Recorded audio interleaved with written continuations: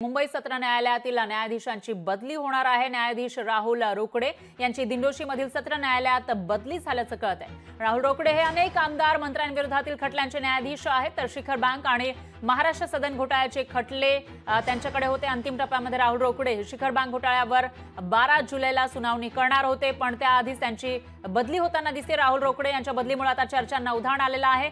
तर शिखर बँक घोटाळ्यामध्ये एक महत्त्वाची माहिती काही दिवसांपूर्वी समोर आलेली होती। याच्यामध्ये या बँक घोटाळ्यामध्ये अजित पवारांचं नाव घेतलं जात होतं। ज्यावेळेला अजित पवार हे विरोधी पक्षात होते त्यावेळेला भाजपकडून मुख्यतः त्यांच्यावर टीका केली जात होती। मात्र आता ते सत्तेत आहेत आणि यावेळेला जेव्हा तपास झाला त्यावेळेला 2 वेळा तपास केला तरी सुद्धा हा घोटाळा झालाच नसल्याचं यंत्रणांनी सांगितलेलं आहे। आणि याच घोटाळ्याची अंतिम सुनावणी 12 जुलैला आहे, पण त्याआधीच याची सुनावणी घेणाऱ्या न्यायाधीशांची बदली होत असल्याची माहिती आहे। ईडीने पुन्हा इन्क्वायरी सुरू केल्याची माहिती मिळते, म्हणजे रिओपन करायचं किंवा ते क्लोजर आहे त्यांनी दिलेला। खरं तर वस्तुस्थिती सत्तेमध्ये आल्यानंतर सगळं क्लोज होईल, पण आता अजितदादांची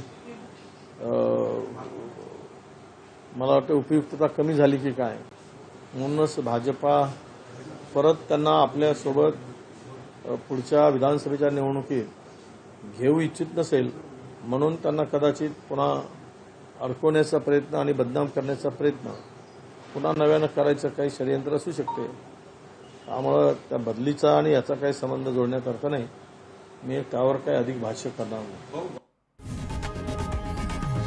लोकशाही मराठी ऐका, पहा, जागरूक रहा।